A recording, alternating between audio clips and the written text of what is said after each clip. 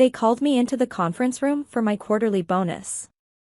Instead of a handshake and a check, they slid a termination letter across the table. That was their biggest mistake. They thought I would leave quietly. They thought I was replaceable. They had no idea I was the reason their most valuable clients stayed. By noon, every single one of them was gone. My name is Brooke, and this is how I burned down a company that tried to erase me with one meeting and a manila folder. For 4 years, I was the invisible backbone of Rivergate Advisory. I was 36, single, and completely devoted to a job I believed valued me as much as I valued it. I worked 70-hour weeks without complaint. I canceled vacations. I answered client calls at dawn and midnight. I didn't do it for praise. I did it because I believed in relationships. That Tuesday morning in Austin started like any other. Hot coffee. Traffic crawling on Mopac. And an email marked urgent waiting in my inbox. Please join us in Conference Room A at 9:30 a.m. for your quarterly performance review. I smiled when I read it. Finally. After closing the Garrison account the month before, a $20 million portfolio everyone said was impossible to land, I knew this bonus would be significant. Maybe enough for the down payment on that condo near Zilker Park I'd been eyeing for years. The elevator ride to the 14th floor felt different that morning, though I couldn't explain why. Mark Reynolds, my direct supervisor, avoided eye contact when I passed him in the hallway. Julia from HR clutched a thick folder to her chest like it contained state secrets. I brushed it off. Everyone got nervous before reviews. Conference Room A overlooked the downtown skyline and was usually reserved for major announcements and client meetings.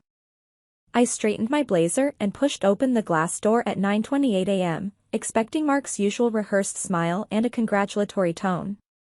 Instead, 3 faces stared back at me. Mark, Julia, and Ethan Park from legal. No check. No champagne. Just that folder, now open, with a document titled Termination Agreement, printed in bold at the top. Brooke, please sit down, Julia said, her voice slipping into that careful HR cadence that never meant anything good. I didn't sit. What is this? Mark finally looked at me, and what I saw wasn't guilt. It was discomfort. The look of a man doing something he knew was wrong but didn't have the courage to stop. The company is restructuring, he said. We're eliminating redundancies in the senior advisory division. Redundancies. The word tasted bitter. I manage 5 of your largest accounts, I said. I generated over 40% of last quarter's revenue.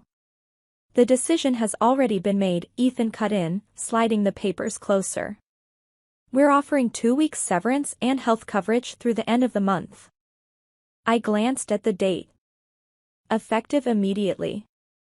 They were firing me in my bonus meeting. Julia shifted in her chair. Security will escort you to collect your personal belongings. Your system access was deactivated this morning. That was the moment it clicked. This wasn't about restructuring. This was about Paige Holloway. 27 years old. Fresh MBA. The daughter of a senior partner. The same woman who had been shadowing me for weeks, asking strangely detailed questions about my client relationships. Who's taking over my accounts? I asked. Mark hesitated. That pause told me everything. Paige will be transitioning into a senior advisory role. We're confident she's ready. Ready? She hadn't been able to explain the difference between a hedge fund and a mutual fund a month earlier, but she had the right last name. I need to notify my clients, I said. That won't be necessary, Julia replied, smiling tightly. We'll handle all communications. They'd already erased me before I even walked into the room. Ethan slid a pen toward me. We'll need your signature. There's a standard non-compete. 18 months. I didn't take the pen.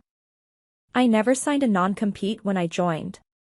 His jaw tightened. It's part of the severance. Then I decline the severance. Silence. They hadn't planned for that. I stood up. You might want to call the Garrison account, I said calmly. They chose Rivergate because of me. Same with Brennan Industries, Apex Development, Stanton Financial, and Legacy Capital. Mark's face drained of color. Those 5 names represented nearly $60 million in assets. Paige might also want to know that Tom Garrison only takes calls between 6 and 7 in the morning. Jennifer Brennan is allergic to shellfish. And Brett at Legacy just lost his wife. The anniversary is next week. I opened the door and walked out. Security was already waiting. 2 guards I'd greeted every morning for 4 years. The walk through the open office was silent. Conversation stopped.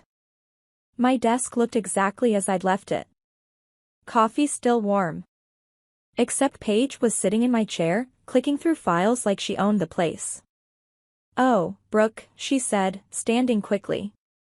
I'm so sorry. Such a difficult decision. Get out of my chair, I said.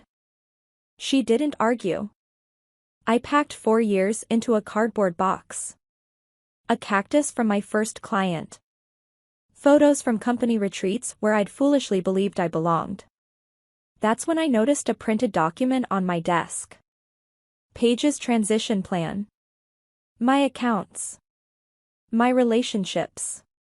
Reduced to bullet points labeled modernization.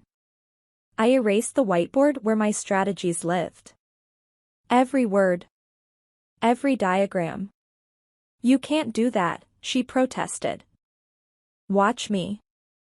As the elevator doors closed, I saw Mark rushing toward my desk, panic written across his face.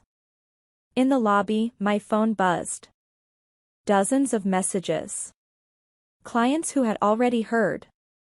Tom Garrison's text sat at the top. Just got the news.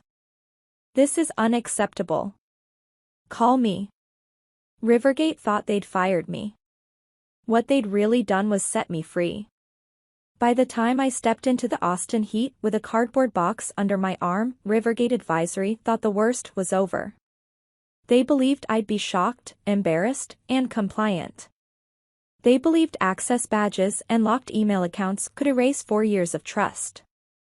What they didn't understand was that relationships don't live on servers. They live in conversations, in shared grief, in early morning calls and late-night texts. And those followed me home. My apartment in South Austin felt quieter than usual, but not empty. I set the box down, opened my laptop, and pulled up a folder I'd created 2 years earlier and half-jokingly labeled backup. It wasn't confidential data. No proprietary reports. Just personal intelligence. Preferences. Boundaries. Human details that never made it into a CRM. Tom Garrison never took meetings after 7 in the morning. Jennifer Brennan made big decisions during cool-down runs, not boardrooms. Michael Stanton avoided lunch meetings for reasons no spreadsheet could explain. Brett Chambers hated buzzwords and loved honesty because grief stripped away tolerance for nonsense. Rivergate could keep their platforms. I had the relationships. My phone lit up again. Tom didn't waste time. Brooke, they sent a kid to call me, he said. She didn't know about the foundation. Didn't know about my daughter. The foundation wasn't a line item. It was a promise we built together after his daughter died.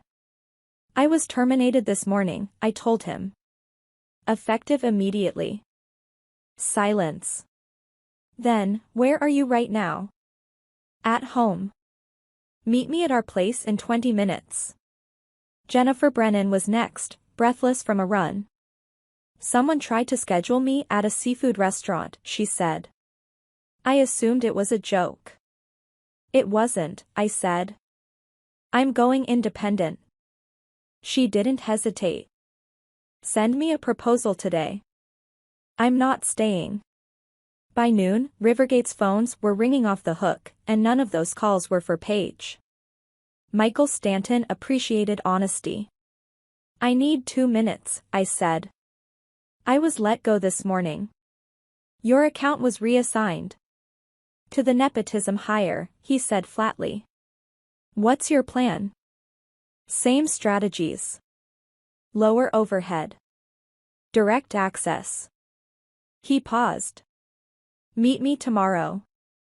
The Apex Development Board responded the way they always did. 3 separate texts. 1 answer. "Unacceptable. When can we meet?" By the time I hung up, my hands were steady. The fear had burned off. This wasn't chaos. This was clarity. Rivergate tried to catch up. They called from personal numbers. They left voicemails asking for a smooth transition. Paige messaged asking if we could align on strategy. I didn't respond. There was nothing to align. At 1 o'clock, I was sitting across from Tom, sketching on napkins the way we always did. He shook his head. "They think I stayed for the logo." He pulled out his phone. "What's your rate?" "I'm still figuring it out." "Charge me whatever they were charging. I'll pay you directly." My phone buzzed with messages stacking up. Jennifer had already sent a termination notice. Apex had booked a room. Michael was clearing his calendar. One by one, the pillars of Rivergate's Austin portfolio were walking away, not because I asked them to, but because they chose to. The legal threats came quickly. Cease and desist emails filled with bold language and empty claims. Non-competes that didn't exist. Accusations that couldn't be proven. I forwarded everything to my attorney and kept working. While they wrote threats, I wrote proposals. While they panicked, I listened. By late afternoon, my new firm had a name, a bank account, and letters of intent waiting for signatures. Rivergate called it confusion. The market called it a correction. The next morning, the story broke. An outlet picked up whispers of a mass client exit after a senior advisor's termination. I said nothing. The clients said everything. Tom posted publicly, naming me and calling out the decision. Jennifer followed with a post about competence over connections. The Apex board released a rare joint statement. Michael kept it simple. Truth matters. Rivergate issued a press release claiming strategic realignment. No one bought it. By lunch, the calls turned desperate. Offers appeared. Raises. Titles.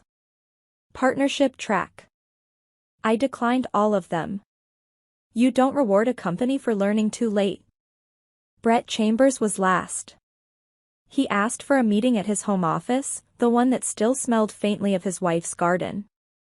Rivergate had sent Paige and a senior executive.